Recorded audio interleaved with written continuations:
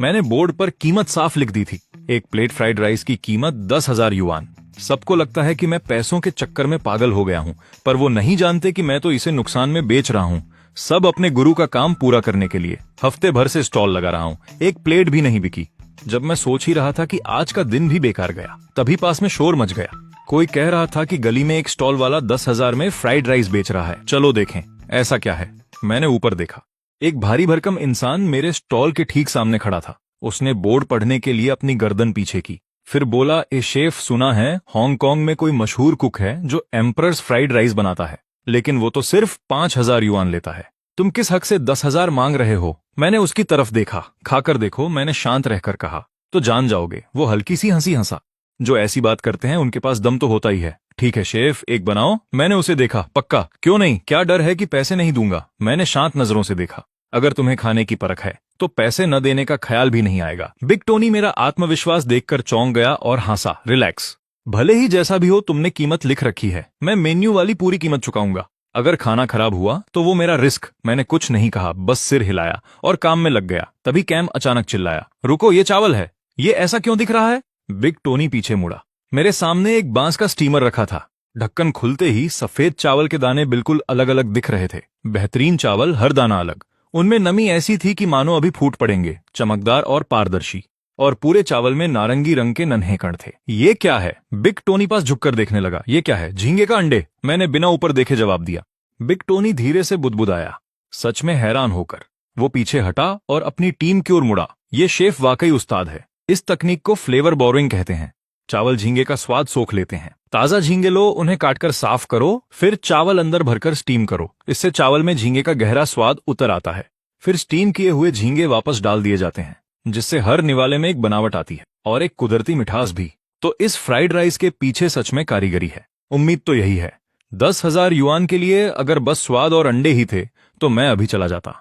तुम मुझे इतने महंगे डिश के नाम पर बेवकूफ नहीं बना सकते। वो बात पूरी कर ही रहा था कि हवा में एक अमीर खुशबू फैल गई। ओ, ये महक कमाल है। ये क्या है? इतनी अच्छी खुशबू। भीड़ हैरान होकर दंग रह गई।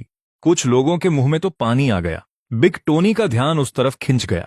काउंटर पर एक मिट्टी का बर्तन था। मेरे हाथ में एक नम चमकता हुआ कमल का पत्ता था। मेरे सामने शराब के जार जैसा दिखने वाला एक बर्तन था। मुंह से सफेद भाप निकल रही थी। वो जबरदस्त खुशबू सीधे बाहर आ रही थी। बर्तन देखते ही, खुशबू महसूस करते ही बिग टोनी खुद को रोक नहीं पाया। Buddha jumps over the wall. यह फुजियान का सबसे मशहूर डिश है, जिसे सौभाग्य और लंबी उम्र का स्टू भी कहते हैं। इसमें सिर्फ बेहतरीन सामग्री लगती है। एपालोन, समुद्री खीरा, शार्क फिन, सूखे स्कैलप्स, और तैयारी बहुत ही जटिल है। हर प्रीमियम चीज को पहले सुखाना पड़ता है। बिग टोनी ने सदियों पुराने रेस्टोरेंट में इसे बनते देखा है, पर वहां का सबसे महंगा वर्जन भी इस बर्तन के खुलने के बाद फीका लग रहा था। अंतर क्या था? बिग टोनी ने गहरी सांस ली और जवाब मिल गया। वो शराब, ये तो लाजवाब है। शौक सिंह वाडियाओ है ना? नाम लेते ही मैंने हल्की मुस्कान के साथ देखा। अच्छी चीजें वही समझते हैं जो उन्हें जानते हैं। हाँ, ये वाडियाओ है। क्या बता सकते हो इसे कितने साल तक पुराना किया गया है? खुशबू ने बिग टोनी को पूरी तरह से दंग कर दिया था। उसने हाथ हिलाकर मना किया। आप मुझे बहुत इज्जत दे रहे हैं। ये खुशनसीबी है कि मैं इसे पहचान पाया। मैं उम्र तो नहीं बता सकता, पर इसकी खुशबू कुछ और ही है। ये जरूर सबसे बेहतरीन क्वालिटी होगी। 8 साल पुरानी डॉटर रेड। तभी तो असली 78 साल पुरानी शौक सिंह डॉटर रेड कम से कम 1,000 युआन प्रति आधा किलो आती हैं। इस बर्तन के साइज को देखूं तो कम से कम 1 किलो शराब तो लगी ही होगी। सिर्फ शराब की लागत ही 2,000 युआन है। लेकिन खाना सिर्फ महंगी चीजों से नहीं बनता। अगर तकनीक नहीं तो सबसे महंगी चीज भी बेकार है। वाह, ये महक! तो यही है Buddha jumps over the wall. तभी ये इतना महंगा है। यह दिखने में बेहद शानदार है। भीड़ में उत्सुकता बढ़ रही थी। सबकी नजरें मेरे सामने रखे बर्तन पर थीं। ढक्कन ज्यादा देर खुला नहीं रह सकता, वरना खुशबू उड़ जाएगी। मैंने फौरन एक चम्मच उठाया और बर्तन के अंदर डाला। बाहर एक एबालोन निकला, मोटा, रसीला, एक चावल की कटोरी जितना बड़ा। बिग टोनी की आंखें फटी की फटी रह गईं। ये तो पागलपन है। इतने बड़े साइज का एबालोन। बाजार में इसकी कीमत 10,000 युआन होगी। मैं रुका नहीं, एक एक करके चीजें निकालता रहा। सोडा की बोतल जितना लंबा समुद्री खीरा, नरम ऊंट की नसें, एक से बढ़कर एक प्रीमियम चीजें ऐसे निकाली जा रही थीं जैसे मुफ्त हों, और हर हरकत के साथ खुशबू और गहरी होती गई। पूरी गली को अपने घेरे में ले लिया। हर तरफ लोगों के निगलने की आवाजें आने लगीं और सबके मन में एक ख्याल आया, अगर इतनी प्रीमियम चीजों से फ्राइड राइस बन रहा है तो 10,000 युआन की कीमत शायद पागलपन नहीं है। सारी सामग्री बाहर निकलने के बाद मैंने तैयारी शुरू की। मैंने छुरी उठाई, दाहिने हाथ से एबालोन को दबाया, किनारे छांटकर बर्तन में डाले, फिर ऊपर और नीचे का हिस्सा काटकर हटा दिया। सिर्फ सबसे नरम और मुलायम हिस्सा बचा।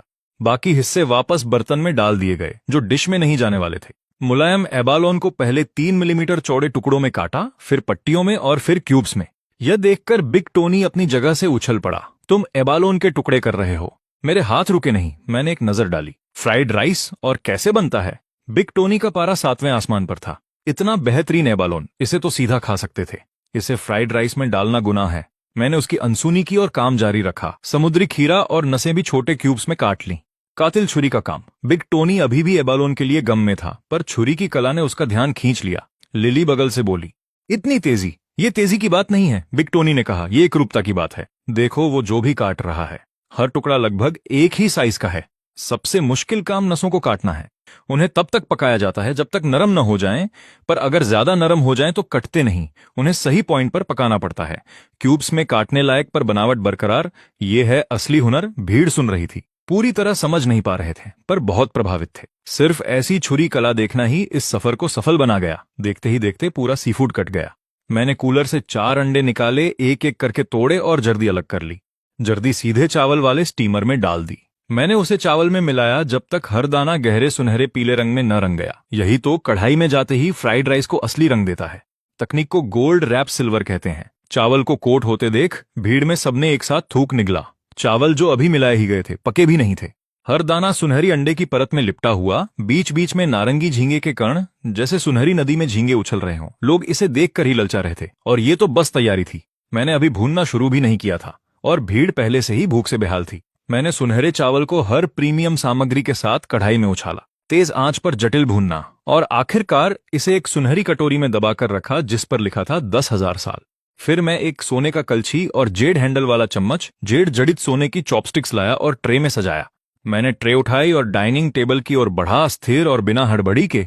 एक एक करके मैंने चॉपस्टिक्स और फ्राइड राइस की कटोरी रखी, जिससे महक हवा में घुल गई। इंपीरियल सुप्रीम फ्राइड राइस, कृपया आनंद लें। बिना कुछ कहे मैं मुड़ा और वापस स्टॉल के पीछे चला गया। बिग टोनी कटोरे को घूर रहा था।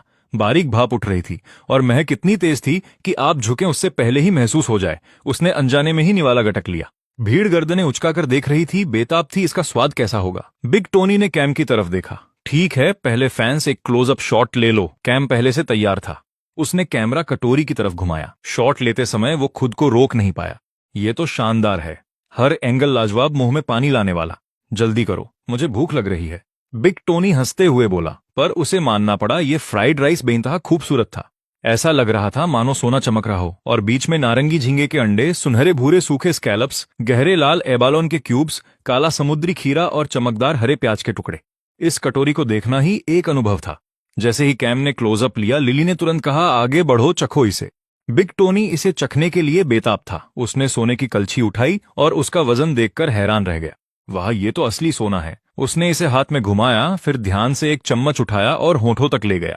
उसने चबाया 1 बार, 2 बार और अचानक सीधा बैठ गया, कैमरे की तरफ देखते हुए। उसके चेहरे के भाव अजीब हो गए। उसका शरीर जकड़ गया, जैसे बिजली का झटका लगा हो। वो पूरी तरह जम गया। आंखें फटी की फटी रह गईं। ये खुशी का स्वाद है। इस पल में बिग टोनी फिर से बच्चा बन गया, मां की गोद में। ये मां के हाथ का खाना है। उसे नन्ही रूहें नाचती दिखी। हे भगवान, मैं बर्दाश्त नहीं कर सकता। अगर ये मेरा आखिरी खाना है तो मैं खुशी से जाऊंगा। लिली उसे देख रही थी। क्या हो रहा है? इतना सीरियस मत बनो। फ्राइड राइस के लिए रो रहे हो, होश में आओ। बिग टोनी ने एक शब्द नहीं कहा। वो सीधा मेरे पास आया, हाथ जोड़ लिए। शेफ, मैं आपको सलाम करता हूँ। ये इंपीरियल सुप्रीम फ्राइड राइस वाकई लाजवाब है। ये शब्द सुनते ही भीड़ में शोर मच गया। इतनी ऊंची रेटिंग सच में? क्या तुम सीरियस हो? सिर्फ महक से ही मेरे मुंह में पानी आ रहा है। चखने की भी जरूरत नहीं। पता है, ये बेहतरीन है। तुमने देखा बिग टोनी कैसे रिएक्ट कर रहा था? वही काफी है। इतना बड़ा एबालोन, इतना मोटा समुद्री खीरा, इतना प्रीमियम सी फूड, साथ में टॉप ग्रेड बर्ड्स नेस्ट। ये लाजवाब क्यों नहीं होगा? आखिरकार ये 10,000 युआन का फ्राइड राइस है। सच में जबरदस्त। पैसे वसूल हैं। चारों तरफ चर्चा जारी थी। मैंने बिग टोनी की तरफ देखा। चेहरा चमक रहा था, उत्साह से भरा हुआ। मैंने हल्की मुस्कान के साथ सिर हिलाया। अगर तुम्हें मजा आया तो मेरी मेहनत सफल हुई। संतुष्ट? हद से ज्यादा। बिग टोनी बोला, खुद को रोक नहीं पाया। क्या आप छात्र लेते हैं? मैं सच में आपसे सीखना चाहता हूँ। सिर्फ इस फ्राइड राइस के लिए मैं हंसकर बात टाल देता हूँ। एक निवाला लेते ही ये बंदा शागिर्दी की बात करने लगा। बिग टोनी को हैरानी नहीं है कि मैं उसे गंभीरता से नहीं ले रहा। इस स्तर की कला हर किसी को नहीं सिखाई जाती। वह आ भरकर कहता है, मुझे पता है तुम इतनी आसानी से नहीं सिखाओगे। फिर वह मुड़ता है और देखता है कि काम और लिली कटोरे से चोरी छिपे निवाले ले रहे हैं। एक एक चम्मच। चेहरे पर गहरी तृप्ति है। अरे तुम लोग भी, मेरे लिए भी बचाओ। बिग टोनी अपना फोन निकालता है और तुरंत पेमेंट कर देता है। फिर वह तेजी से मुड़कर टेबल की तरफ दौड़ता है। मुझे अपने फोन पर पेमेंट आने की आवाज सुनाई देती है और मेरे अंदर का तनाव कम हो जाता है। इस स्टॉल पर पूरा एक हफ्ता काम आखिरकार पूरा हुआ और अब मैं फिर से उस सपने में जा सकता हूँ। वापस उस छोटी मेज पर बिग टोनी, लिली और काम ने कटोरा पूरा साफ कर दिया है। यह बहुत लाजवाब था, बस थोड़ा कम पड़ गया। कम पड़ गया? सबसे ज्यादा तो तुमने ही खाया है। बात तो सही है, पर सच कहूं तो ये इंपीरियल सुप्रीम फ्राइड राइस वाकई में लाजवाब है। फ्राइड राइस का स्वर्ण मानक, तभी तो इसे इंपीरियल कहते हैं। उस शाम घर पहुंचने के बाद मैं सपने में जाने के लिए बेताब था। इस बार मैं एक चौड़े गेहुए रंग के तेज आंखों वाले आदमी के शरीर में था। उसकी पहचान उसका एकमात्र बीफ नूडल, प्रीमियम सामग्री के पहाड़ वाले इंपीरियल सुप्रीम फ्राइड राइस के उलट इस डिश में सिर्फ एक मुख्य सामग्री इस्तेमाल होती है, बीफ। लेकिन कठिनाई के मामले में यह नूडल्स इंपीरियल फ्राइड राइस से कहीं आगे है। उस डिश से मिले सारे पाक कौशल के बावजूद इस बीफ नूडल में महारत हासिल करने में सपने के अंदर 4 साल लग गए। पिछली बार की तरह जब मैं वहां से बाहर निकला तो मुझे उस रूह का इंपीरियल इनाम मिला जिसका शरीर मैंने धारण किया था। सम्राट द्वारा भेंट की गई एक ब्लेड जो खास तौर पर इसी डिश के लिए बनी थी। साथ ही सिस्टम ने एक नया टास्क दिया, 20,000 युआन में एक सर्विंग बीफ नूडल बेचना। इसे पूरा करते ही एक नया सपना अनलॉक हो जाएगा। उधर बिग टोनी का 10,000 युआन वाले फ्राइड राइस का वीडियो रातों रात वायरल हो गया, जिससे जिज्ञासु लोगों की भीड़ स्टॉल की तरफ खिंची चली आई। अगली सुबह मैं जल्दी पहुंचा और साइन बदल दिया। इंपीरियल सुप्रीम फ्राइड राइस अब नहीं था, उसकी जगह 20,000 युआन प्रति सर्विंग वाला एकमात्र बीफ नूडल आ गया। फिर मैंने लाइव स्ट्रीम शुरू की। आज का मेन्यू है बीफ नूडल सेट, 20,000 युआन प्रति सर्विंग। कोई डिलीवरी नहीं। बिग टोनी के वीडियो की वजह से लाइव आते ही दर्शकों की बाढ़ आ गई। देखें आज कौन सा बदनसीब 10,000 के फ्राइड राइस उड़ा रहा है। तो तुमने फ्राइड राइस छोड़ दिया और बीफ नूडल ले आए, वो भी 20,000 में। तुम खुद को समझते क्या हो? क्या मैंने सही पढ़ा? नूडल्स के लिए 20,000? मैं देख रहा हूं कि लोग कहां कहां से जुड़ रहे हैं। कमेंट्स की बौछार हो रही है। फिर मैं बोला, आज इंपीरियल फ्राइड राइस नहीं है, सामग्री खत्म हो गई है। तो फिलहाल यह मेन्यू में नहीं है। आज है हमारा खास बीफ नूडल, सिर्फ 5 सर्विंग्स, रिजर्वेशन शुरू हो गए हैं। चैट पर हंगामा मच गया। 20,000 में एक गाड़ी आ जाती है और तुम नूडल्स पर खर्च कर रहे हो। देखो, ऐसा नहीं है कि मैं अफोर्ड नहीं कर सकता, मुझे बस बीफ नूडल पसंद नहीं है। अगर यकीन है तो एक टाइप करो। तभी एक गोल्डन रॉकेट एनिमेशन पूरी स्क्रीन पर छा गया। यांग चांग के यंग मास्टर हुआंग ने सुपर रॉकेट भेजा है। एक कमेंट भी है यंग मास्टर की तरफ से। हुआंग प्रकट होते हैं, शेफ मेरे लिए 3 रिजर्व कर लो। गिफ्ट मिलते ही चैट पागल हो गई। असंभव, कोई वाकई नूडल्स के एक कटोरे पर 20,000 खर्च कर रहा है। मैं कमेंट देखता हूं और सिर हिलाता हूं। ठीक है, आ जाइए, आपकी सर्विंग्स रिजर्व हैं। मैं मुड़ा और तैयारी शुरू की। कुछ ही देर में एक भारी भरकम आदमी, कम से कम 250 पाउंड का, एक महिला और एक छोटी बच्ची के साथ आया। शेफ, क्या मेरा ऑर्डर तैयार है? आप यंग मास्टर हुआंग हैं? वही हूं, मेरी बेटी को खाने से जुड़ी गंभीर बीमारी है। कल रात बिग टोनी के आपका फ्राइड राइस चखने के बाद उन्होंने मुझे यहां आने को कहा। शेफ, अगर आपका खाना मेरी बेटी की हालत सुधार सकता है तो पैसे की कोई परवाह नहीं। मैं सिर हिलाता हूं और उन्हें बैठने का इशारा करता हूं। फिर मैं अपने काम में जुट जाता हूं।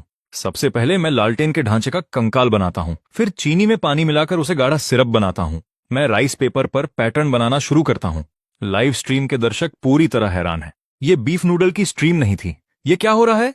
ये चीनी की कलाकारी क्यों कर रहा है? मैं चैट नहीं देखता, मैं सारे टुकड़े पूरा करता हूं और सिरप के ठंडा होने का इंतजार करता हूं। फिर मैं एक एक करके उन्हें जोड़ता हूं। ज्यादा देर नहीं लगती कि दर्शकों को आकार समझ आ जाता है। वो एक महल वाली लालटेन है। उसे ये सब बनाना कैसे आता है? इसका बीफ नूडल से क्या लेना देना है? लालटेन तैयार होते ही मैं सीधा खड़ा होता हूं और देखता हूं कि सवालों की बौछार हो रही है। यह बीफ नूडल एक पूरा सेट है। नूडल्स के साथ इसमें लालटेन वाली बीफ की डिश और एक रहस्यमयी अंडा भी है। यह लालटेन उसी का हिस्सा है। मैं नीचे कूलर से बीफ टेंडरलोइन निकालता हूं। फिर मैं चाकू का केस खोलकर एक ब्लेड निकालता हूं, लगभग 1 फुट लंबी, बेहद पतली। मैं उसे टेंडरलोइन के किनारे पर ले जाकर काटना शुरू करता हूं। रोशनी में आप देख सकते हैं कि ब्लेड से मांस का एक टुकड़ा लटक रहा है, इतना पतला कि आर पार दिख रहा है। रोशनी उससे गुजर रही है। लाइव स्ट्रीम इसे कैद कर लेती है और चैट फट पड़ती है। वाह, ये तो बहुत पतला है। ये सच में पारभासी है। नहीं, क्या ये सच है? क्या ये फिल्टर यूज कर रहा है? मांस इतना पतला कैसे कट सकता है? क्या ये असली लालटेन वाला बीफ है? क्या वाकई इससे रोशनी गुजरती है? देखते ही देखते मैंने 8 एक जैसे टुकड़े काट लिए। मैं एक पैन लाता हूँ, हर टुकड़े को फ्राई करता हूँ, फिर एक हाथ से उसे दबाकर दूसरे हाथ से नक्काशी वाला चाकू उठाता हूँ। मैं जैसे ही ब्लेड चलाता हूँ, एक अक्षर सफाई से अलग हो जाता है। चौकोर टुकड़े के बिल्कुल बीच में एक कटआउट उभर आता है, आकाश का अक्षर। फिर मैं उस टुकड़े को उठाकर लालटेन के खुले पैनल में फिट कर देता हूँ, बिल्कुल सटीक। दर्शक अपनी आंखों पर विश्वास नहीं कर पा रहे हैं। रुको रुको, मुझे लगा ये बीफ जर्की बना रहा है, अब ये मांस पर शब्द उकेर रहा है। क्या ये असली है? पक्का फिल्टर होगा। मांस पर अक्षर कौन उकेरा है? मैंने ऐसा कभी नहीं सुना। मैं रुकता नहीं, मैं बाकी के टुकड़ों के साथ भी वही करता हूँ। बाकी 7 टुकड़ों में अलग अलग अक्षर उकेरता हूँ। पहले के साथ मिलकर ये कुल 8 अक्षर बनाते हैं। स्वर्ग के नीचे एकमात्र, दुनिया का बेहतरीन स्वाद। 8 टुकड़ों को लालटेन के 8 पैनलों में लगा दिया जाता है। मैं अंदर एक छोटी बिना धुएं वाली मोमबत्ती जलाता हूँ।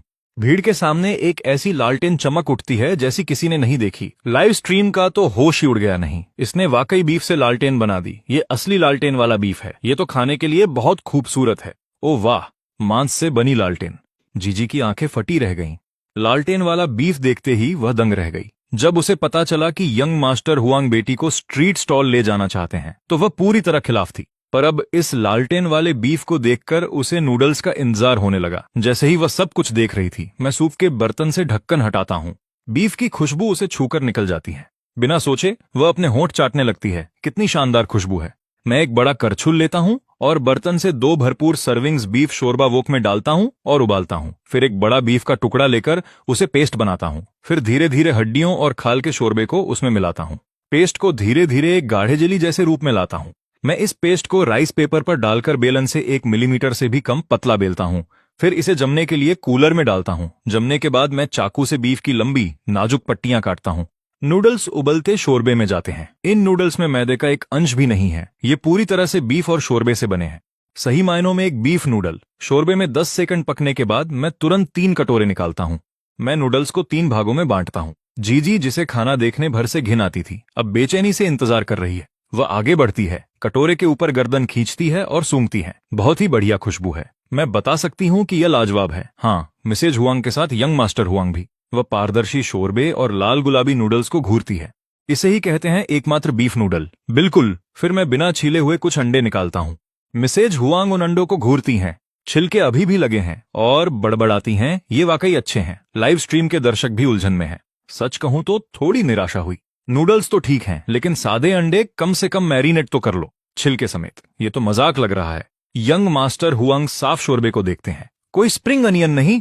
मैं मुस्कुराता हूं। यह वैसा नहीं है। यह कटोरा सिर्फ बीफ के शुद्ध स्वाद के बारे में है। स्वाद खुद बोलेगा। वह कुछ और कहने ही वाले थे कि एक सूप पीने की आवाज आई। जीजी ने शोरबे का एक घूंट लिया है। उसकी आंखें तृप्ति से बंद हैं। वाह, ये शोरबा तो कमाल का है। मिसेज हुआंग उसे दंग होकर देखती हैं। घर पर हर खाना जीजी के लिए एक जंग जैसा होता है। हर बार सिर्फ आनाकानी। उसने जीजी को कभी ऐसे खाते नहीं देखा। क्या शोरबा वाकई इतना अच्छा हो सकता है? वह एक चम्मच उठाती हैं और थोड़ा सा पीती हैं। बीफ के स्वाद का एक धमाका उसकी जबान पर होता है। ये शोरबा तो असली है। यंग मास्टर हुआंग उसके हाव भाव देखते हैं और खुद भी एक घूंट पीते हैं। जैसे ही ये उनकी जबान पर लगता है, उनकी भौहें तन जाती हैं। ओ, ये तो बहुत बढ़िया है। मेरा सुझाव है कि पहले नूडल्स चखें। अभी बनावट सबसे बेहतर है। मिसेज हुआंग चॉपस्टिक से नूडल्स उठाती हैं। वह चबाती हैं और रुक जाती हैं। रुको, क्या ये मांस से बने हैं? वह एक नूडल उठाकर देखती हैं। नूडल्स का रंग वही पक चुके बीफ जैसा हल्का गुलाबी है। चॉपस्टिक पर घुमाते हुए जैसे ही वे मुंह में जाते हैं, उन्हें पहली बार समझ आता है कि स्प्रिंगी का मतलब क्या है। हे भगवान, यंग मास्टर हुआंग भी एक निवाला लेते हैं। बनावट उन्हें हैरान कर देती है। शेफ, ये नूडल्स इतने स्प्रिंगी कैसे हैं? ऐसा लग रहा है जैसे रबर बैंड से चोट लगी हो। तीनों को मजे से खाते देख लाइव स्ट्रीम के दर्शक लार टपका रहे हैं।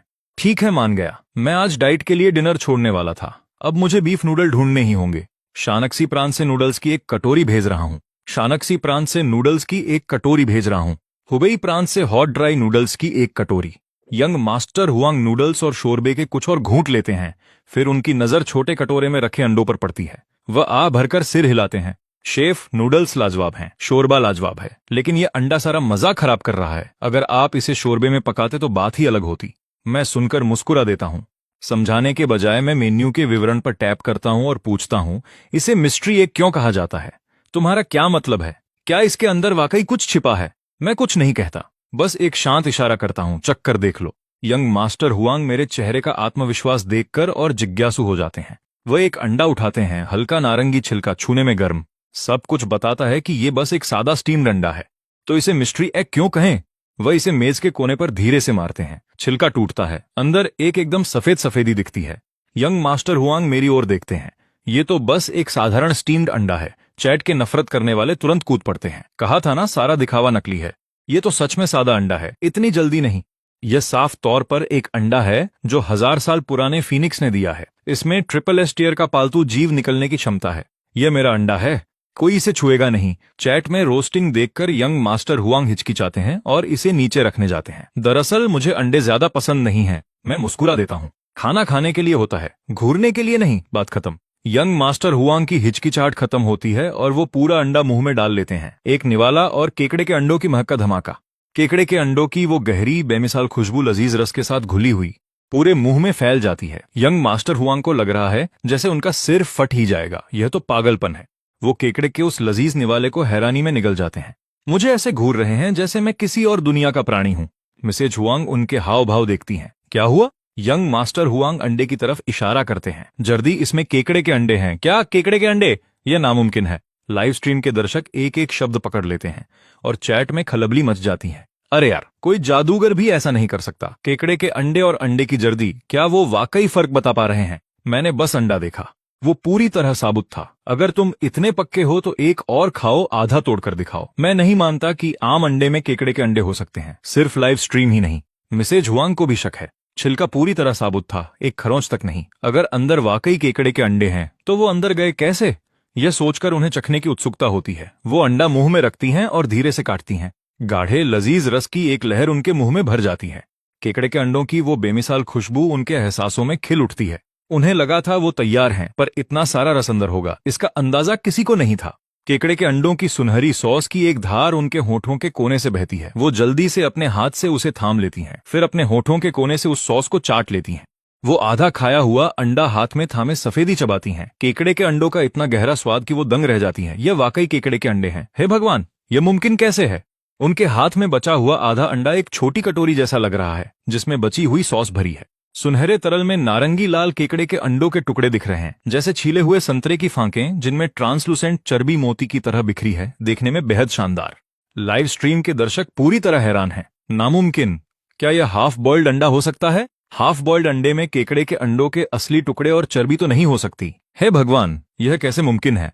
सिर्फ दर्शक ही नहीं, यंग मास्टर हुआंग भी उतने ही हैरान हैं। तुमने इसे अंदर डाला कैसे? क्या तुम्हें सच में कोई जादू आता है? मैं जोर से हंसता हूं। इंसान की काबिलियत पर थोड़ा भरोसा रखो। मैं एक ताजा अंडा उठाता हूं। मेरे सीधे हाथ में लगभग 2 इंच का एक छोटा ब्लेड इतनी तेजी से घूमता है कि वो रोशनी की एक लकीर बन जाता है। फिर मैं उल्टे हाथ में पकड़े अंडे को उसकी तरफ लाता हूं। टैप टैप की एक धीमी आवाज गूंजती है और ब्लेड ने अंडे के ऊपरी सिरे के चारों और एक पूरा घेरा बना दिया है। उंगली के एक झटके से अंडे के छिलके का एक गोल टुकड़ा साफ बाहर आ जाता है। अब ऐसी मशीनें भी हैं जो यह कर सकती हैं, लेकिन उनसे छेद बड़ा हो जाता है। मुझे ब्लेड ही पसंद है। इस तरीके से कट ज्यादा बारीक होता है। बंद करने के बाद पता लगाना बहुत मुश्किल है। यंग मास्टर हुआंग मुंह खुला रखे ताक रहे हैं। लाइव स्ट्रीम भी उतनी ही स्तब्ध है। भाई साहब, चाकू पर ऐसा कंट्रोल तो कमाल है। यह शेफ कोई शौकिया नहीं है। कोई नौसिखिया होता तो उंगलियां कट जाती। उस पुरानी फिल्म में कच्चे अंडे वाला सीन देखा था, उसके बाद से किसी को ऐसे अंडा खोलते नहीं देखा। तो केकड़े के अंडे अंदर गए कैसे? यंग मास्टर हुआंग पूछते हैं। मैं मुस्कुराता हूं। एक बार खोल लिया तो अंदर कुछ भी डालना आसान है। अंडे की सफेदी और जर्दी बाहर निकालो, फिर केकड़े के अंडे, चर्बी और नूडल्स का बचा हुआ बीफ ब्रोथ मिलाकर सॉस तैयार करो। फिर एक सांचे का इस्तेमाल करके उसे जर्दी के आकार का बना लो। एक बार गेंद तैयार हो जाए तो उसे वापस खोल में डालो, सफेदी वापस भरें, ढक्कन सील करें और स्टीम कर लें। बस इतना ही। वो सुन रहे हैं। यंग मास्टर हुआंग का मुंह थोड़ा खुला रह गया है। उन्होंने कभी सोचा भी नहीं था कि अंडे जैसी मामूली चीज बनाने की प्रक्रिया इतनी जटिल हो सकती है। तभी गली के मुहाने पर थोड़ी हलचल होती है। बाहर से भीड़ में एक आवाज सुनाई देती है। कहाँ? यहाँ इतना अच्छा क्या है? भीड़ मुहाने की ओर दौड़ती है। चीखें सुनाई देती हैं। शायला मियाँ, आई लव यू है एवरीवन। इस गली में क्या अच्छा है? किसी फैन के जवाब देने से पहले ही बाहर से एक बच्चे की आवाज सुनाई देती है। बहुत अच्छा, यह अब तक की सबसे बेहतरीन चीज है जो मैंने खाई है। कहाँ? क्या है वो? चलो चलो देखते हैं। शायला मियाँ का हाथ पकड़ती है और सीधे स्टॉल की तरफ बढ़ती है। ओह, कितनी शानदार महक है। बाकी कुछ भी पहले शायला की नाक उसे पकड़ लेती है। हवा में अब भी बीफ ब्रोथ की खुशबू है। बीफ की वो महक लाजवाब है। मियाँ भी सूंघती है। वो कुछ कहने ही वाली होती है, तभी स्टॉल पर लगा रेड बोर्ड देखकर उसके मुंह से आह निकलती है। हाथ मुंह पर आ जाता है। वो शायला की बांह खींचती है। क्या हुआ? शायला उलझन में मुड़ती है। मियाँ रेड बोर्ड की तरफ इशारा करती है। क्या मैं सही पढ़ रही हूँ? 20,000 युआन एक सर्विंग। उनके पीछे आ रहा डायरेक्टर स्टॉल तक पहुंचता है और कैमरा सीधे रेट बोर्ड पर घुमा देता है। क्लोजअप ले रहा है। क्या वो आपकी टीम का है? नहीं, वो हमारे साथ नहीं है। तो वो 20,000 क्यों वसूल रहा है? यह पागलपन है। शायला के इतना कहते ही उसके फैंस टूट पड़ते हैं। मुझे लगा वो शो का ही कोई प्लांट है। ये पक्का शो की शोहरत का फायदा उठाना चाहता है। शायला, मत खरीदना, यह स्कैम है। इस आदमी का पैसों के लिए दिमाग फिर गया है। फैंस की बातें सुनकर यंग मास्टर हुआंग का चेहरा सख्त हो जाता है। जरा संभल कर बोलो। क्या तुम में से किसी ने वाकई इसे चखा है? शेफ जो चाहे रेट रख सकता है। नहीं खरीदना तो मत खरीदो, बस बकवास करना बंद करो। क्या अब हम किसी स्कैम को एक्सपोज भी नहीं कर सकते?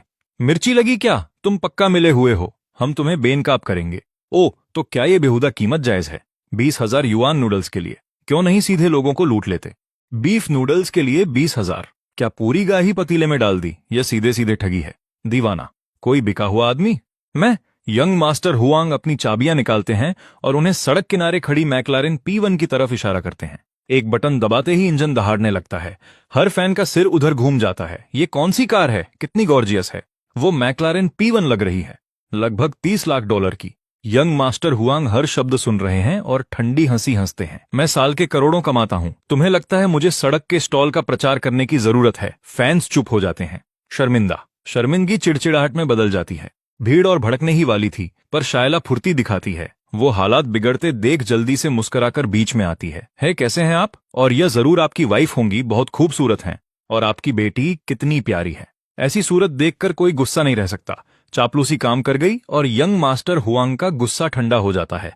हम यहाँ एक शो शूट कर रहे हैं, हमें एक चैलेंज पूरा करना है। हम ग्वांगझू का सबसे बेहतरीन खाना ढूंढ रहे हैं, लेकिन जो कुछ हमने अब तक पाया है उसकी कीमत सामान्य रही है। यह पहली बार है जब हमने 20,000 युआन वाले नूडल्स देखे हैं। क्या आप वही खा रहे हैं? कैसा है? उसका लहजा गर्मजोशी भरा है और यंग मास्टर हुआंग बात टाल देते हैं। मैं साफ कहूं तो सिर्फ ग्वांगझू में ही नहीं, इस नूडल का मुकाबला दुनिया में कहीं नहीं है। मैं इस पर कायम हूं। भीड़ हंस पड़ती है। दुनिया में सबसे बेहतरीन।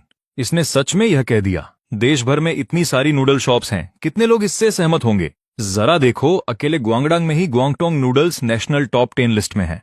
यहीं ग्वांगझू में खड़े होकर यह कहना कि एक बीफ नूडल दुनिया में नंबर 1 है। क्या तुम्हें लगता है ग्वांगझू के लोग इसे ऐसे ही जाने देंगे? लाइव स्ट्रीम में दर्शक भी यही बहस कर रहे हैं। वुहान से हूं मैं, हम इसे बर्दाश्त नहीं करेंगे। हॉट ड्राई नूडल्स नंबर 1 है। बात खत्म। शायला ने ऑनलाइन बहस नहीं देखी है, लेकिन उसे पता है डायरेक्टर रिकॉर्ड कर रहे हैं, और अगर यंग मास्टर हुआंग की बात शो में गई तो आसानी से विवाद खड़ा हो सकता है। यहां तक कि लोग पीछे पड़ सकते हैं। इसलिए वो जल्दी से बीच में आती है। मेरा मतलब है, शायद आप उन बीफ नूडल्स की बात कर रहे हैं जो आपने पर्सनली खाए हैं ना? नहीं, चाहे मैंने बाकी चखे हों या नहीं, यह कटोरा नंबर 1 है। ठीक है, मैं आपकी कोई मदद नहीं कर सकती, कोई बात नहीं। हर शब्द पर कायम हूं। यकीन नहीं आता? खुद चख लो, मैं खिला रहा हूं। और अगर तुम्हें यह अच्छा नहीं लगा तो मैं खुद जाकर तुम्हारे लिए एक ग्रुपर मछली पकड़ लाऊंगा। नहीं नहीं, इसकी जरूरत बिल्कुल नहीं है, प्लीज। भाई, ऐसे वादे मत करो जो पूरे न कर सको। दुनिया में हमेशा कोई न कोई बेहतर होता है, हमेशा। कोई फर्क नहीं पड़ता। मुझे शेफ पर भरोसा है। यंग मास्टर हुआंग भीड़ पर तिरछी नजर डालते हैं और एक गहरी नाक फुलाते हैं। मुझे ऐसे लोग बर्दाश्त नहीं। खुद कुछ पता नहीं, पर ऐसे बनते हैं जैसे सब कुछ जानते हैं। शायला और मिया दोनों थोड़े असहज हो जाती हैं, क्योंकि उनके आसपास के लोग उनके ही फैंस हैं। क्या तुम चखना चाहती हो? मिया शायला की स्लीव खींचती है। शायला यंग मास्टर हुआंग की तरफ देखती हैं, जो मजे से बचा हुआ ब्रोथ पी रहे हैं, और कुछ महसूस होता है। जिस तरह से वो बात कर रहे हैं, मुझे चखने का मन है, लेकिन 20,000 युआन यह बहुत है। शायला, बस एक सर्विंग ले लो। शायला डायरेक्टर की तरफ से इशारा देखती हैं। वो स्टॉल के पास जाती है। शेफ, क्या आप हमारे लिए एक बना सकते हैं? जरूर, मैं बेफिक्री से कहता हूं और सीधे लालटेन शैडो बीफ पर काम शुरू कर देता हूं। यह देखकर डायरेक्टर करीब आ जाता है। कैमरा ऑन है। वही स्टेप्स जो पहले थे। चीनी की चाशनी पकाओ, लालटेन का ढांचा बनाओ। मुझे इतनी आसानी से ये सब करते देख शायला और मिया पूरी तरह खो गई हैं। हर कदम पर हैरान हो रही हैं। वाओ, वो शुगर लॉलटेन कितनी खूबसूरत है। रुको, क्या लॉलटेन भी खाने वाली है? मैं यंग मास्टर हुआंग के सामने रखे लॉलटेन शैडो बीफ की तरफ ठुड्डी उठाता हूँ। वो वाला लॉलटेन शैडो बीफ। रुको, वो खाना है, मुझे लगा वो सजावट है। यंग मास्टर हुआंग ये सुनते हैं और लालटेन से एक स्लाइस तोड़ते हैं। कुरकुरेपन के साथ वो मुंह में जाता है, बिल्कुल आलू चिप्स जैसा। स्लाइस मुंह में जाते ही छोटे टुकड़ों में बिखर जाती है, और जैसे ही लार उसके साथ मिलती है, वो पिघलकर जुबान पर घुल जाती है। बीफ जिसकी सारी नमी सूखा दी गई है, उसका स्वाद उसमें पूरी तरह कैद है। मुंह में नरम होते ही बीफ का असली स्वाद फट पड़ता है, गहरा और चबाने पर और बेहतर होता जाता है। इसका टेक्सचर तो अवास्तविक है। वो जोर से बोले बिना नहीं रह पाते। तुरंत एक और बड़ा निवाला लेते हैं, कुरकुरा कुरकुरा चिप्स की तरह, और वो हर बार ज्यादा जोश से चबाते हैं। वो मिसेज हुआंग और गिगी को बुलाते हैं, तुम दोनों को यह चखना ही होगा, बीफ कमाल का है। मिसेज हुआंग ने एक टुकड़ा उठाया, धीरे से काटा और उसके करारेपन ने उन्हें हैरान कर दिया। कितना कुरकुरा है और स्वाद तो लाजवाब है। मैं तो शो देखते हुए इसके 1 दर्जन टुकड़े खा जाऊं।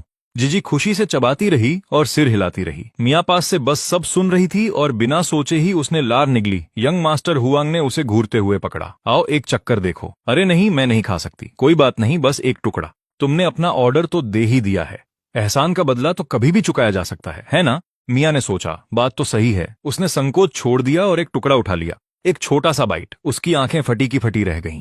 शायला, तुम्हें इसे जरूर चखना चाहिए, यह बिल्कुल अविश्वसनीय है। मियाँ ने लालटेन शैडो बीफ का एक टुकड़ा शायला के मुंह के पास किया, जैसे उसे कोई छिपा हुआ खजाना मिल गया हो। शायला ने बड़े शक के साथ एक बाइट लिया। उसकी आंखें भी उतनी ही फैल गईं। कितना कुरकुरा है और खुशबू भी कमाल की है। जैसे ही उसके दांत गोश्त से टकराए, वो चिप्स की तरह बिखर गया। वो पूरी तरह दंग रह गई। शेफ, क्या यह सच में बीफ है? ये इतना कुरकुरा कैसे है? इतना पतला कि सीधे तवे पर भुन जाए और इतना सूखा कि करारा हो जाए। मैंने ऊपर देखे बिना कहा। लालटेन के फ्रेम का आखिरी टुकड़ा फिट किया, फिर नीचे रखे कूलर से बीफ टेंडरलॉइन निकाला। संभल के मैंने कहा और चाकू का केस खोल दिया। मैंने लंबी ब्लेड निकाली, बिजली सी चमक उठी और बीफ का एक कागज जैसा पतला टुकड़ा अलग हो गया। मैंने उसे ब्लेड पर उठाया और शायला के सामने कर दिया। वो इतना पतला था कि उसका मुंह खुला का खुला रह गया। लाइव स्ट्रीम के दर्शक उसके चेहरे के भाव देखकर हंस पड़े।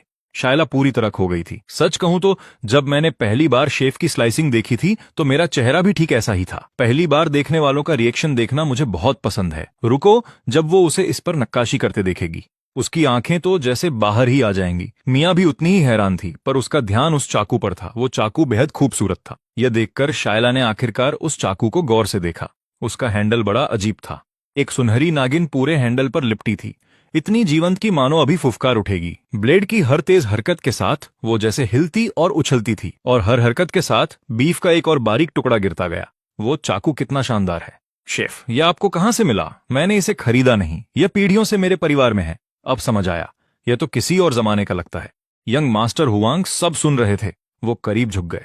शेफ, ये मत कहना कि ये ड्रैगन सरपेंट ब्लेड उसी 10,000 साल पुरानी कटोरी के सेट का हिस्सा है। कमोबेश तुम सच में मालामाल हो। शायला ने एक भौं ऊपर उठाई। यह बंदा $30 लाख से महंगी कार चलाता है और ये कह रहा है कि सड़क किनारे दुकान चलाने वाला अमीर है। यंग मास्टर हुआंग ने उसके चेहरे की उलझन को भांप लिया और हंस पड़े। इस शेफ को कम मत समझो। ये कटोरी जो वो अपनी दुकान के लिए इस्तेमाल कर रहे हैं, एक कटोरी मेरी कार से भी महंगी है। नामुमकिन, तुम कल रात यहां नहीं थे। पैलेस म्यूजियम से एक क्यूरेटर खुद यहां आया था और शेफ को यह सेठ देश को दान करने के लिए मनाने की कोशिश कर रहा था। एक्सपर्ट ने खुद कहा था ये सम्राट चनलोंग की निजी कटोरियां थीं। एक अकेली कटोरी करोड़ों की है, पूरा सेट तो अनमोल है।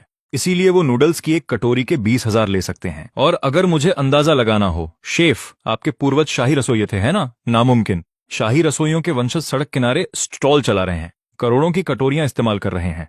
ये एक कहानी है। मेरा सरनेम लू है। मेरे पूर्वजों में सच में एक सम्राट शामिल थे। भीड़ में फुसफुसाहट फैल गई। मैंने शायला और मियाँ को इशारे से बुलाया। ठीक है, यह तैयार है। वे दोनों एक पल के लिए जम गईं, फिर धीरे से आगे बढ़ीं। नजरें उस सुनहरी कटोरी पर टिकी थीं। शायला थोड़ा पीछे हट गई। मैं नहीं कर सकती, यह तो राष्ट्रीय धरोहर है। अगर यह गिर गई तो जान निकल जाएगी। शांत हो जाओ, कोई बात नहीं। यह बस एक कटोरी है। नूडल्स को गर्मा गर्म ही खाया जाना चाहिए, वरना बनावट वैसी नहीं रहेगी।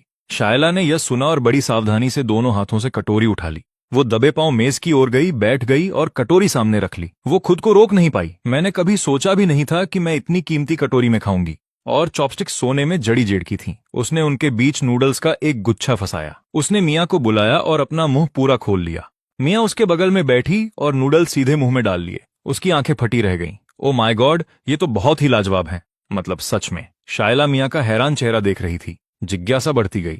उसने भी नूडल्स लिए, मुंह में डाले और एक बाइट लेते ही उसका चेहरा भी वैसा ही हो गया। इन नूडल्स में कितनी इलास्टिसिटी है, वो उछाल वाली बनावट, और ये बीफ की खुशबू कमाल की है। यह वाकई अद्भुत है। मुझे लगता है शोरबा पूरी तरह बीफ से बना है। सूप भी चखो, सूप तो और भी बेहतर है। शायला ने चम्मच उठाया और एक घूंट लिया। वो इतनी उत्साहित हो गई कि मियाँ को बार बार इशारे से चखने को कह रही थी। वे दोनों उस छोटी सी मेज पर झुकी थीं, एक दूसरे को नूडल्स खिला रही थीं और चेहरे खुशी से चमक रहे थे। आसपास मौजूद प्रशंसक उन्हें देखकर प्यारी सी मुस्कान बिखेरने लगे। शुद्ध आनंद। शायला का अंदाज ही यही है, एकदम असली रहना। तभी मैं एक रहस्यमयी अंडा लेकर वहां पहुंचा। यह सेठ के साथ आता है। शायला उस साधारण से दिखने वाले अंडे को घूरती रही, फिर शरारती मुस्कान के साथ पलकें झपकाईं। वाह शेफ, इतने कंजूस, एक एक्स्ट्रा अंडा भी नहीं दे सकते? मेरे कुछ कहने से पहले ही यंग मास्टर हुआंग ने टोक दिया, यह एक रहस्यमयी अंडा है, इसमें जो दिखता है उससे कहीं ज्यादा है। इसका क्या मतलब? खाकर देखो। मैंने बस इतना कहा। ठीक है। शायला ने अंडा छीलना शुरू किया, थोड़ी उलझन में थी। वो बस एक बाइट लेने ही वाली थी कि मिसेज हुआंग ने कहा, इसे एक बार में ही पूरा मुंह में डालना। उसने पहले अपने अंडे को आधा काटा था और असली मजा मिस कर दिया था। उसे अब भी थोड़ा मलाल था। शायला ने उसे शक से देखा, फिर पूरा अंडा मुंह में रख लिया। उसने काटा। बम! अमीर! तीव्र स्वाद का एक धमाका उसके पूरे मुंह में फैल गया। उसकी आंखें फटी रह गईं, गाल फूल गए। सदमा! अरे! पूरी तरह हैरान। एक साथ उसके चेहरे पर ऐसे भाव थे जो शायद ही कभी आते हों। क्या तुम ठीक हो? बहुत गर्म है। शायला ने सिर हिलाया। उसने चबाते हुए मिसेज हुआंग की कलाई पकड़ ली। वो अब भी सिर हिला रही थी। उसका दूसरा हाथ घुटने पर जोर जोर से पड़ रहा था। आखिरकार उसने निगल लिया, केकड़े का अंश और अंडे की सफेदी सब एक साथ। और वो चिल्ला पड़ी, ओ माय गॉड, ये क्या है? इतनी अच्छी चीज कैसे हो सकती है?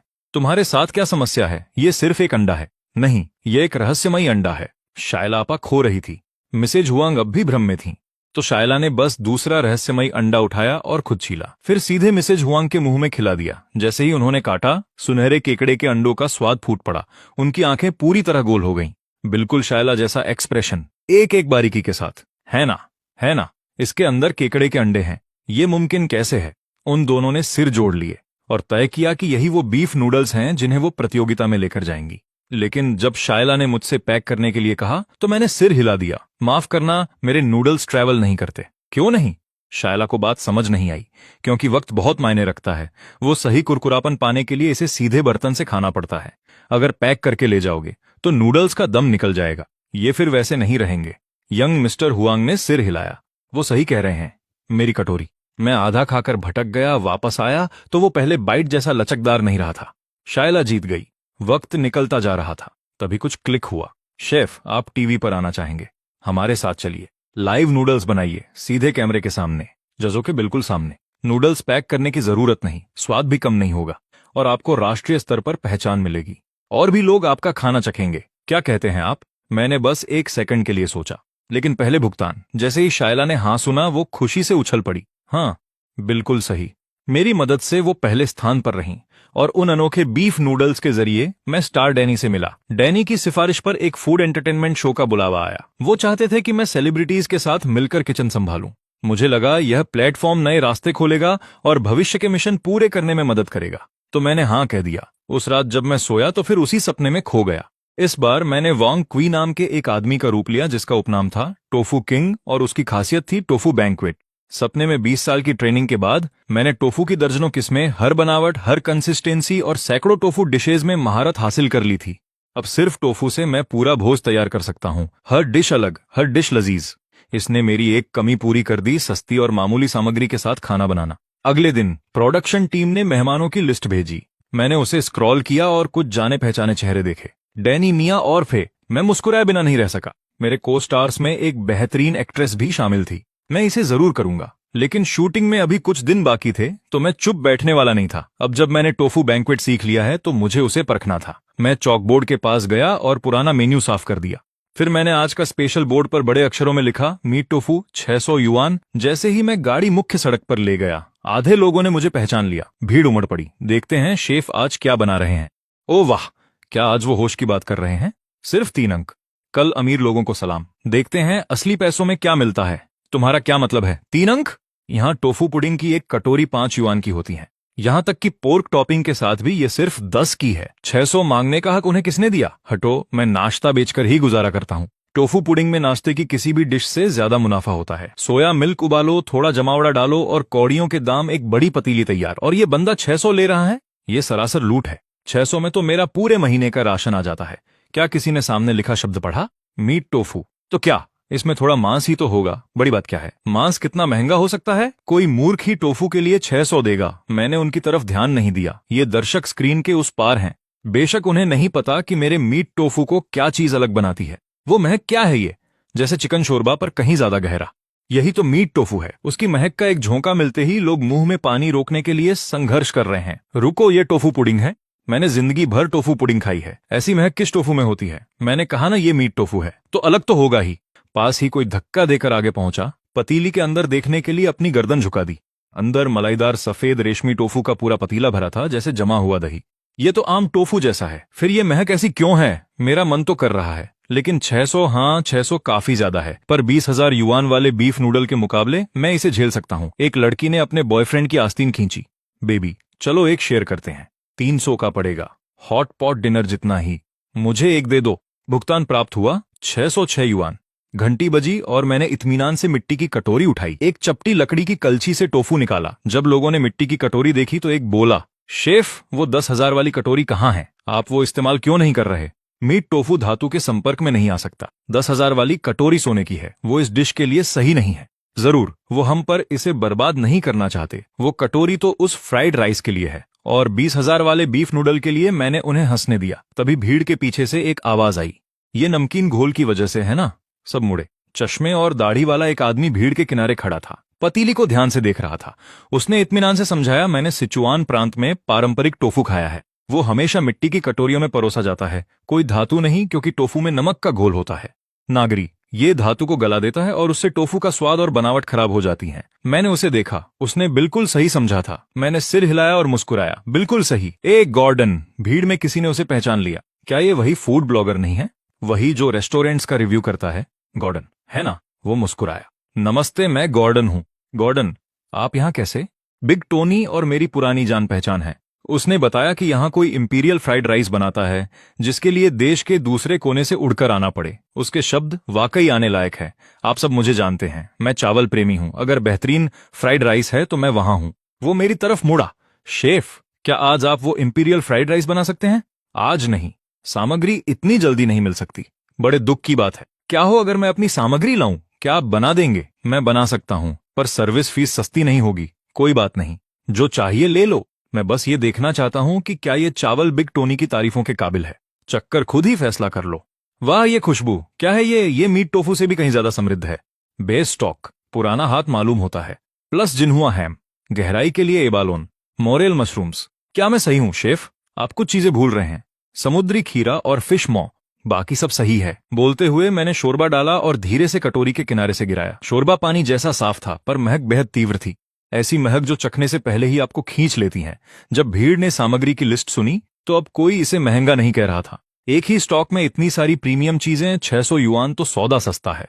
ठीक है बेबी, चखो। लड़की ने पहला चम्मच उठाया, धीरे से फूंका और लड़के के होठों तक ले गई। उसने धीरे से घूंट लिया। रेशमी टोफू सीधे अंदर चला गया। उसकी आंखें फैल गईं, बिल्कुल प्रतिरोध नहीं था, जैसे बादलों का एक निवाला गटक लिया हो। बेहद मुलायम। कैसा है? लड़की ने पूछा। उसने गटका। उसने जल्दी से सिर हिलाया, बार बार। ये अविश्वसनीय है। ये मांस का है, ये मांस से बना है। भीड़ ने उसे सुना और जम गई। क्या तुम मांस से टोफू बना सकते हो? लड़की को यकीन नहीं हुआ। उसने खुद एक चम्मच लिया और खाया। उसका हाथ मुंह तक गया। टोफू जीभ पर लगा और कॉटन कैंडी की तरह पिघल गया। शोरबे का समृद्ध स्वाद उसके पूरे मुंह में धमाके की तरह फैल गया। उसने होंठ सिकोड़ लिए और नाक से सांस ली, पर जो हवा उसने छोड़ी वो भी स्टॉक की महक से भरी थी। उसने निगला और अविश्वास में अपना सिर हिलाया। ये अविश्वसनीय महक है। ये सच में मांस से बना है। जब भीड़ ने यह सुना कि टोफू चिकन से बना है तो पूरी भीड़ दंग रह गई। तुम मांस से टोफू बना सकते हो? मांस और नूडल्स वो समझ आता है, पर मांस टोफू, ये कैसे काम करता है? क्या इसमें कोई तकनीक है? मेरा मतलब है, ये सुनने में लाजवाब लगता है। गॉर्डन पूरे समय उस जोड़े को सुन रहा था। कुछ क्लिक हुआ। वो आगे बढ़ा और पतीली में देखा, फिर थोड़ी भ्रिकुटी तनी। शेफ, मुझे एक दो। उसने कटोरी ली और चम्मच से टोफू को धीरे से हिलाया। जेड जैसा सफेद, छोटे बादलों की तरह शोरबे पर तैरता हुआ झुका और धीमी सोची समझी सांस ली। फिर उसने एक टुकड़ा उठाया, रोशनी में देखा, हर एंगल से जांचा और मुंह में डाल लिया। उसने हाफ नहीं भरी। उसने कोई प्रतिक्रिया नहीं दी। उसने बस अपनी आंखें बंद की और स्वाद में खो गया। एक लंबे पल के बाद उसने धीरे से सांस छोड़ी। जैसा मैंने सोचा था, उसने शांत निश्चय के साथ कहा, चिकन क्लाउड टोफू। पास में खड़े एक फैन ने शब्द पकड़े। Chicken cloud tofu? मुझे लगा इसे मीट टोफू कहते हैं। यहां तक कि गॉर्डन भी पूरी तरह सुनिश्चित नहीं था। वो मेरी तरफ मुड़ा। ये चिकन क्लाउड टोफू है, सिचुआन के 10 क्लासिक डिश में से एक है ना? मीट टोफू उस श्रेणी का व्यापक नाम है। मांस से बना कोई भी टोफू आज जो मैंने बनाया, हाँ, ये चिकन से बना है। इसे चिकन क्लाउड टोफू कहना सही है, पर इसे दूसरे मांस से भी बना सकते हैं, तो मैं इसे मीट टोफू कहता हूं। समझ गया? धन्यवाद। मुझे यकीन नहीं हो रहा कि मैंने कुछ इतना दुर्लभ खाया। ये जीवन में एक बार मिलने वाला मौका है। तभी पास खड़ी लड़की खुद को रोक न सकी। गॉर्डन, मैं सिचुआन से हूं। मैंने कभी नहीं सुना कि मीट टोफू सिचुआन का क्लासिक डिश है। ये हुआ करता था, पर दशकों पहले खो गया। द चेंगडू क्रॉनिकल्स नाम की किताब देखो, वहां ये दर्ज है। चिकन क्लाउड टोफू दजो क्षेत्र के सिचुआन शेफ की सिग्नेचर डिश थी। 100 साल से भी पहले। अत्यंत परिष्कृत काम। पूरी फिलॉसफी है, आप चिकन चखते हो पर चिकन नहीं देखते। आप मांस चखते हो पर मांस नहीं देखते। मांस का सब्जी की डिश जैसा रूप धारण करना। पौधे आधारित किसी चीज की आत्मा को ले जाने के लिए मांस का उपयोग करने की कला। गॉर्डन के शब्द अपना काम कर चुके थे। भीड़ मेरी गाड़ी की तरफ दब रही थी। फोन बाहर निकले। पेमेंट कोड स्कैन हो रहा था। शेफ, मेरे लिए एक कटोरी। मेरे लिए भी संभल के। मेरा पैर कुचल रहे हो। एक पल में पूरी सड़क जाग उठी और हर एक व्यक्ति जिसने मीट टोफू चखा उसी चेहरे के हाव भाव के साथ लौट रहा था। शुद्ध शांत खुशी। तभी भीड़ के किनारे से एक जाना पहचाना चेहरा दिखा। मैंने ऊपर देखा। ये यंग मास्टर हुआंग है। तीनों के तीनों पूरा परिवार। आप आखिरकार यहाँ आए। आप कल नहीं थे। जीजी ने पूरे दिन कुछ नहीं खाया। क्या ये सच है?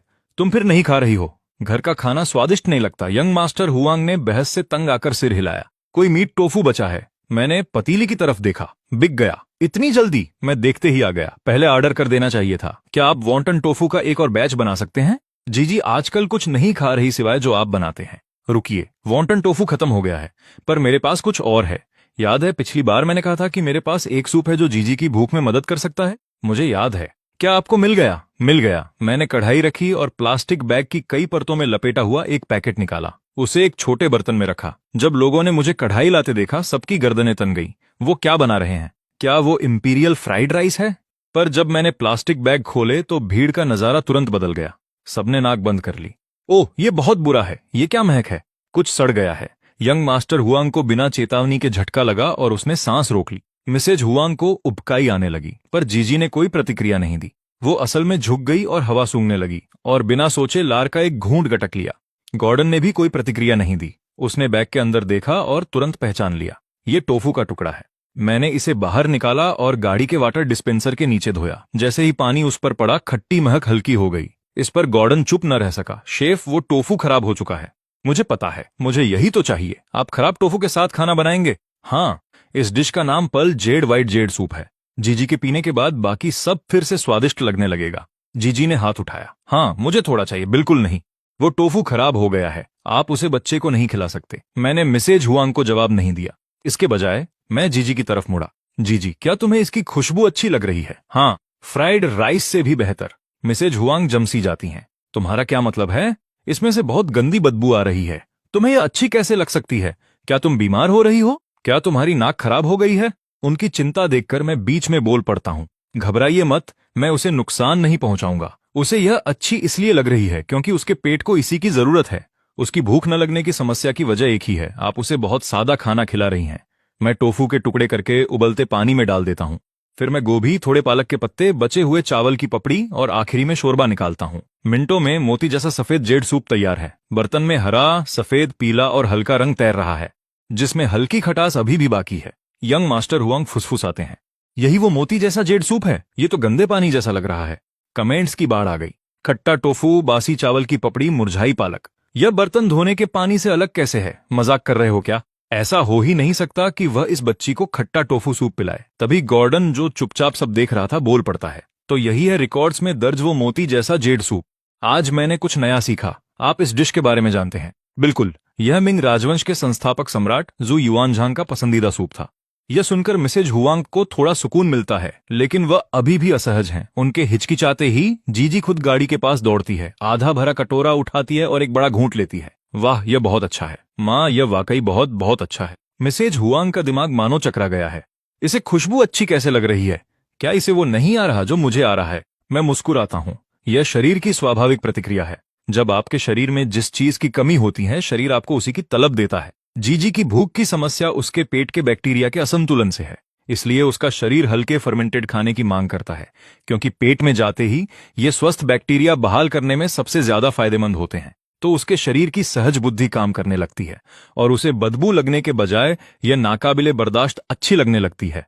जीजी को इतने आनंद से पीते देख मिसेज हुआंग धीरे से सिर हिलाती हैं, अभी भी सब समझने की कोशिश में। मैं इसे ठीक कराने के लिए हर जगह ले गई और अंत में यह सिर्फ टोफू सूप का एक कटोरा निकला। मैं पास जाकर जीजी के बाल सहलाता हूँ। अच्छा, कैसा लगा? बहुत अच्छा। जीजी ने कटोरा पूरा साफ कर दिया है। गोभी का एक टुकड़ा तक नहीं बचा। मिसेज हुआंग अविश्वास में सिर हिलाती हैं। वह कभी सब्जियां नहीं छूती। उसने जो अभी खाया है वह उसके पूरे हफ्ते की खुराक से ज्यादा है। सब्जियां जरूरी होती हैं। फाइबर पेट को स्वस्थ रखता है। ठीक है जीजी, कटोरा चाटना बंद करो, अगली बार मैं और बना दूंगा। वह वाकई हरी सब्जियां नहीं खाती। क्या एक कटोरा इसे ठीक करने के लिए काफी होगा? यह कोई जादू इलाज नहीं है। एक कटोरा इसे रातों रात ठीक नहीं करेगा। बस जीजी को इसे तब तक पीने दें जब तक उसे खुद ही यह अच्छा लगना बंद न हो जाए। तभी समझिएगा कि वह ठीक हो गई है। मैं यंग मिस्टर हुआंग को पूरी रेसिपी दे देता हूँ, फिर अपना सामान समेटकर घर निकल पड़ता हूँ। अगले दिन मुझे प्रोडक्शन टीम से मैसेज मिलता है, फिल्मांकन शुरू। इस सीजन रेस्तरां का बजट काफी बड़ा है। उन्होंने फॉरबिडन सिटी में मानसिक खेती के हॉल के बगल वाली शाही रसोई किराए पर ली है। वही शूटिंग लोकेशन है। तो बीजिंग पहुंचते ही मैं सीधे फॉरबिडन सिटी निकल पड़ता हूँ। शो में मेरा रोल हेड शेफ का है, जिसका मतलब है कि मुझे अपने तरीके के मुताबिक रसोई सेट करनी होगी ताकि मैं अपना सर्वश्रेष्ठ प्रदर्शन कर सकूं। साइट पर पहुंचकर मैं प्रोडक्शन टीम को निर्देश देना शुरू करता हूं कि जगह कैसे व्यवस्थित करनी है और सामग्री की लिस्ट कैसे बनानी है। मैं प्रोडक्शन मैनेजर से बात कर ही रहा था कि मुख्य हॉल में हलचल मच गई। मैं मुड़ता हूं। प्रवेश द्वार पर एक महिला खड़ी थी जिसने सबको ठिठका दिया। ओ माय गॉड, एक साक्षात अप्सरा। मैं भी महसूस कर सकता हूं। प्रोडक्शन मैनेजर जल्दी से मुझे पास बुलाता है। यह इस सीजन की हमारी गेस्ट शेफ हैं जैक। फे सिर हिलाती है और पहले अपना हाथ बढ़ाती है। शेफ जैक, आपसे मिलकर अच्छा लगा। मैं फे हूं। हाय, मैं उसका हाथ मिलाता हूं, शायद थोड़ी ज्यादा उत्सुकता से। जब मैं हाथ छोड़ता हूं तो मुझे अपने आसपास मौजूद पुरुष क्रू मेंबर्स दिखाई देते हैं। हर कोई मुझे ऐसे घूर रहा है जैसे मैंने लाइन तोड़ दी हो। उसके थोड़ी देर बाद 2 और गेस्ट आते हैं, मिया और लियो। जब मिया को पता चलता है कि मैं इस सीजन का हेड शेफ हूं तो वह आपा खो बैठती है। पिछली बार जब उसने एकमात्र बीफ नूडल खाया था तब से वह उसके बारे में सोचना बंद नहीं कर पा रही है। उस शाम सब रात के खाने के लिए इकट्ठा होते हैं। लियो एक कप के साथ बैठा था, बस पी रहा था। मिया उसे घूरती है, तुम कुछ नहीं खा रहे? सिर्फ इतना ही, यह मेरा डिनर है। आज लो कार्ब डे है, कोई कार्ब्स नहीं। क्या इससे जिंदगी का सारा मजा खत्म नहीं होता? मैं कार्ब्स खाता हूँ। मैं बस साफ कार्ब्स इस्तेमाल करता हूँ। सादे सफेद चावल मेरे लिए ठीक हैं। ट्रेनिंग के दिनों में मैं उन्हें और खाता हूँ। रुको, क्या गंदे सफेद चावल जैसी भी कोई चीज होती है? ओ हाँ, fried rice, mixed rice, soup rice, braced rice. Processed कुछ भी हो वो डर्टी कार्ब्स में गिना जाता है। मेरे लिए मना है। मियाँ तुरंत मुड़ती है। जैक, इसने तुम्हारे फ्राइड राइस को अभी डर्टी कार्ब्स कहा। मैंने ऐसा नहीं कहा। मेरी बात मत घुमाओ। डर्टी कार्ब्स का मतलब है चीनी और वसा का मेल। कार्ब्स और फैट एक साथ मिले। यही वह चीज है जो सबसे तेजी से वजन बढ़ाती है। अगर आप फैट कम कर रहे हैं तो शुगर फैट कॉम्बिनेशन बाहर है। बिल्कुल, शुगर फैट डर्टी कार्ब्स हैं, लेकिन फ्राइड राइस ऐसा हो ये जरूरी नहीं। ये कैसे नहीं? फ्राइड राइस को तेल में ही पकाया जाना चाहिए। तुमसे किसने कहा कि कार्ब्स तेल में ही पकने चाहिए? तुम चावल को पानी से भी फ्राई कर सकते हो। वाटर फ्राइड राइस, क्या यह वाकई कोई चीज है? जैक, मैंने तुम्हारा इंपीरियल सुप्रीम फ्राइड राइस वाला वीडियो देखा है। मैंने तुम्हें वोक में स्टॉक डालते देखा। क्या यह वही आइडिया है, वही सिद्धांत? लियो का दिमाग मानो बफर हो रहा हो। तो water fried rice sugar fat combination नहीं है। वाटर फ्राइड राइस में बिल्कुल 3 सामग्रियां इस्तेमाल होती हैं, पके हुए चावल, अंडा और हरा प्याज। तेल की एक बूंद भी नहीं। ये शुगर फैट कॉम्बिनेशन कैसे हुआ? ये पागलपन है। अगर यह सच है तो फिट रहने की कोशिश करने वाले लोग इसे वाकई खा सकते हैं। जैक, क्या तुम थोड़ा बना सकते हो? मैं चखना चाहता हूँ। अभी नहीं, शायद फिर कभी। यहाँ एक रसोई है ना? लियो सोशल बटरफ्लाई मोड में आ जाता है और रसोई उधार लेने के लिए रेस्तरां मालिक को ढूंढता है। मालिक वाटर फ्राइड राइस सुनकर तुरंत उत्सुक हो जाता है। वो हमें सीधे पीछे ले जाता है। वो खंगालते हुए मैं हेड शेफ को आवाज देता हूँ, शेफ माँ, क्या आपके पास दूध और बादाम है? यहाँ? हाँ, फ्राइड राइस के लिए? नहीं, फ्राइड राइस में सिर्फ अंडे की जर्दी इस्तेमाल होती है। अंडे की सफेदी बर्बाद नहीं करनी। मैं उससे कुछ और बना लूंगा। शेफ माँ सिर हिलाते हैं। कुछ और चाहिए? सफेद चीनी और थोड़ा अंडा। लिस्ट में 2 और सामग्रियां जुड़ गईं। मैं कटोरे में दूध डालकर शुरुआत करता हूँ, फिर अंडे की सफेदी मिलाता हूँ और चॉपस्टिक से सब कुछ फेंट देता हूँ। कैमरामैन मेरे हाथों को फिल्माता है और पूछता है, तुम क्या बना रहे हो? बादाम टोफू। आप बादाम और दूध से टोफू बना सकते हैं। बादाम टोफू की मुख्य सामग्री बादाम और दूध है। देखते ही देखते बादाम टोफू तैयार है। मैं उसे जमने के लिए फ्रिज में रख देता हूँ और वाटर फ्राइड राइस की तरफ मुड़ता हूँ। सबसे पहले मैं चावल के हर दाने को अंडे की एक सुनहरी परत से ढकता हूँ। फिर मैं तब तक इंतजार करता हूं जब तक वोक का आधार लाल गर्म ना हो जाए। मैं वोक का कपड़ा पकड़ता हूं, हैंडल थामता हूं, इसे पीछे खींचता हूं और वोक को 5 डिग्री के कोण पर झुकाता हूं। फिर मैं करछुल से चावल का एक चम्मच उठाता हूं और उसे जोर से वोक में उछालता हूं। चावल करछुल से बाहर निकलते हैं और बीच हवा में बिखर जाते हैं। जैसे ही चावल वोक से टकराते हैं, मेरा दाहिना हाथ एक सहज गति में आगे बढ़ता है, वोक और चावल को स्टोव टॉप पर एक लंबे चाप के जरिए घुमाता है। दाने वोक के घुमाव का पालन करते हैं, अंदर की दीवार से नीचे फिसलते हैं, नीचे सफाई से लुढ़कते हैं, फिर बाहरी वक्र पर सवार होकर सीधे हवा में वापस ऊपर जाते हैं। लियो का मुंह खुला रह जाता है। सिस्कार, चावल पर अंडे की परत गर्मी में तुरंत फूल जाती है, गहरा सुनहरा रंग पकड़ लेती है, हर दाने को कुरकुरे अंडे की एक पतली परत में बंद कर देती है। चावल हवा में घूमते हैं, गिरने से पहले एक चौड़ा चाप बनाते हैं। और नीचे मैंने पहले ही अगला आधा स्कूप डाल दिया है। मैं एक स्थिर लय बनाए रखता हूँ, वोक को उछालता हूँ, शांति से चावल डालता हूँ और मेरे नियंत्रण में वोक में चावल एक लुढ़कती अंतहीन लहर बन जाते हैं। उस लहर को उठते और गिरते देख शेफ माँ धीरे से सिर हिलाते हैं। मैंने बहुत कुछ देखा है, लेकिन मैंने कभी नहीं सोचा था कि सबसे बुनियादी वोक तकनीक को यहाँ तक ले जाया जा सकता है। फिर भी उनका एक सवाल है। ठीक है, यह चावल को चिपकने से रोकता है, लेकिन अगर चावल इतनी देर तक इस तरह की गर्मी के संपर्क में रहेगा तो दाने सख्त हो जाएंगे। यह बनावट को खत्म कर देगा। फ्राइड राइस का स्वाद अच्छा नहीं लगेगा। और इसके अलावा यह वाटर फ्राइड राइस होना चाहिए था। पानी कहाँ है? जैसे ही वह सोच रहे थे, उन्होंने मुझे करछुल को हल्के से धक्का देते हुए देखा और स्टोव के बगल में नल क्लिक करके खुल गया। वोक को हिलाते हुए मैंने करछुल में आधा स्कूप पानी लिया। फिर ठीक उसी पल जब चावल की लहर हवा में ऊपर उठती है, मैं करछुल को हल्का सा झटका देता हूँ। पानी वोक के आधार पर एक पतली समान परत में फैल जाता है। झुलसा देने वाली गर्मी इसे तुरंत वाष्पित कर देती है और वोक से भाप का एक गुब्बार ऊपर उठता है।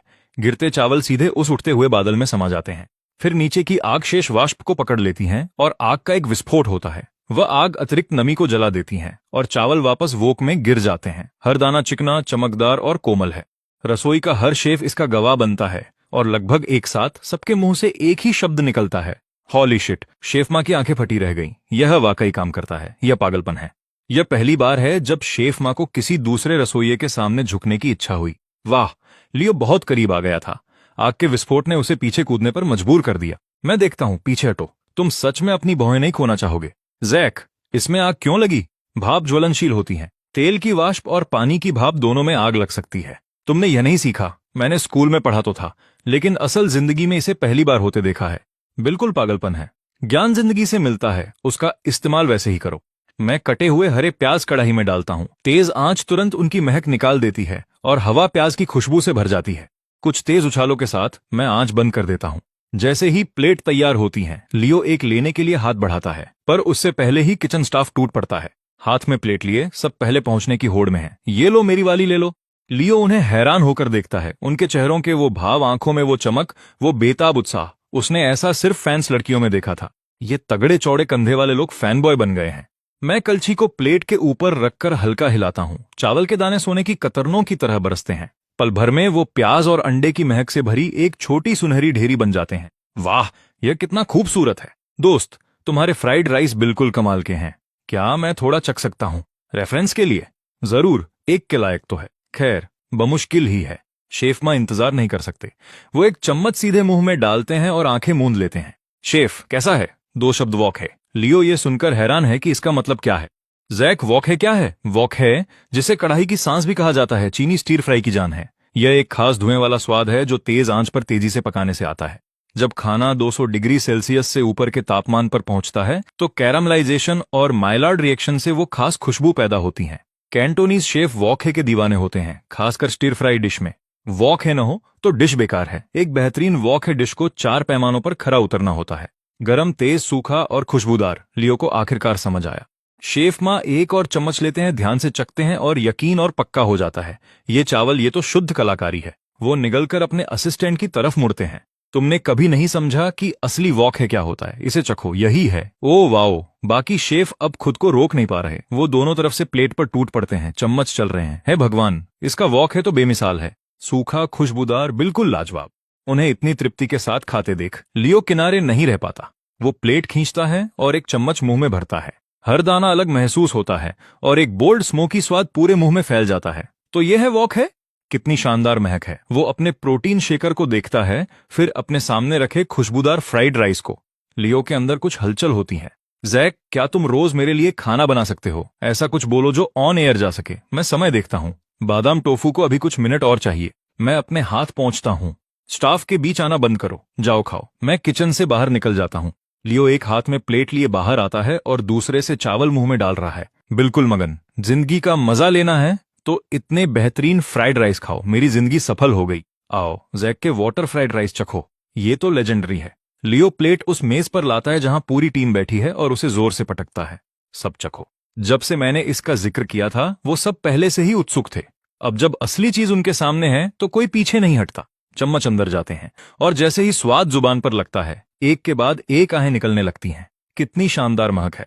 इसमें वाकई तेल नहीं है। ये कितना साफ है। प्याज की महक तेज है और इसमें एक स्मोकीपन है। वो ये कैसे करता है? मियाँ सबसे पहले थी। वो पहले ही बीफ नूडल चख चुकी है।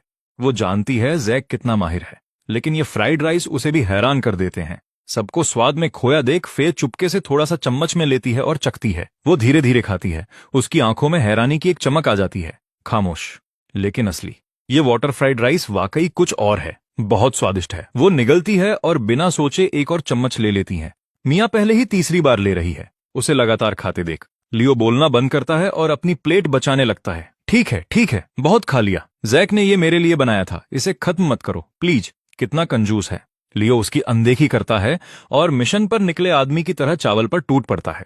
मियाँ मेरी तरफ मुड़ती है। जैक, ये इंपीरियल सुप्रीम फ्राइड राइस के मुकाबले कैसा है? उस पैमाने पर यह कहां ठहरता है? मैं एक पल सोचता हूं। 20%। 20%? मियाँ दंग है। ये चावल उसने अब तक के हर फ्राइड राइस को मात दे रहे हैं और ये सिर्फ 20% है। मैं कंधे उचकाता हूं। वाटर फ्राइड राइस बस बुनियादी चीजों और हीट कंट्रोल का खेल है। ये बस बेसिक को परखता है और कुछ नहीं। कुछ भी जटिल नहीं है। कैमरामैन धीरे से सिर हिलाता है। अच्छा हुआ ये किचन में नहीं बोला। वो शेफ अपनी कड़ाही पटक कर घर चले जाते। तभी रेस्टोरेंट की सिग्नेचर डिश आती है, मसालेदार स्टिर फ्राइड क्लैम। फे एक टुकड़ा लेती है और चेहरा लाल हो जाता है, पर उसके चॉपस्टिक्स रुकते नहीं। मिर्च ऐसी ही लत लगाती है। जब आप बर्दाश्त करने की हद पर हों तो जलन कम करने का एक ही तरीका है, एक और निवाला। फे को एक के बाद एक क्लैम खाते देख कोई चिल्लाता है, फे रुको, ये बहुत तीखा है, तुम्हारा पेट इसे झेल नहीं पाएगा। ठीक है, सच में इतना तीखा नहीं है। फे की नाक बह रही है, चॉपस्टिक्स चल रहे हैं। मैं उसे देखता हूं और मुझे कुछ कहना ही पड़ता है। ये वाला धीरे धीरे बढ़ता है। मेरे वाक्य खत्म करने से पहले ही फे लंबी सांस खींचती है और अपनी उंगलियों से कनपटियां दबाती है। देखा, कहा था ना। वो मुझे मुस्कुराते देखती है। फे ठुड्डी ऊपर करती है। मैं ठीक हूं। वो वाक्य पूरा नहीं कर पाती। उसका चेहरा पूरी सच्चाई बयां कर रहा है। मैं पहले ही सर्वर को इशारा कर चुका हूं कि किचन से बादाम टोफू ले आए। इस डिश में जो मिर्च है वो बर्ड्स आई मिर्च की एक जंगली किस्म है, देश की सबसे तीखी मिर्चों में से एक। फे अब टूटने लगी है। उसकी आंखों के कोने नम हो रहे हैं। तभी सर्वर छोटी नाजुक कटोरियों की ट्रे लाता है। फे की आंखों में आंसू देखकर मैं कटोरियों की तरफ इशारा करता हूं। बादाम टोफू। एक कटोरी और जलन गायब। फे 2 बार नहीं सोचती। वो कटोरी अपनी तरफ खींचती है और एक टुकड़ा मुंह में डालती है। वो झुलसाने वाली जलन वाकई कम होने लगती है। फे राहत की सांस लेती है और तुरंत दूसरा टुकड़ा उठाती है। अब जलन कम हो रही है तो वो स्वाद ले पा रही है। रेशम जैसा मुलायम दूध और बादाम की खुशबू से भरपूर। ये वाकई बहुत बढ़िया है। वाटर फ्राइड राइस स्वादिष्ट था, पर यह बादाम टोफू अलग ही चीज है। ये उस पर बिल्कुल जंच रहा है। मियाँ की आंखें चमक उठती हैं। वो एक कटोरी लपक लेती हैं। जैक, ये बादाम टोफू है, पर मुझे ये दूध जैसा लग रहा है। मेरे जवाब देने से पहले ही लियो बोल पड़ता है। बादाम टोफू की मुख्य सामग्री बादाम और दूध ही है। मैं बात टालकर फे की तरफ मुड़ता हूं। अभी भी तीखा है। इस बार फे ईमानदारी से सिर हिलाती है। ये पूरी तरह खत्म हो गया। बादाम टोफू कमाल का है। ये वाकई काम करता है। क्यों? ये एक क्लासिक मिठाई है। ये सदियों से शाही दावतों का हिस्सा रही है।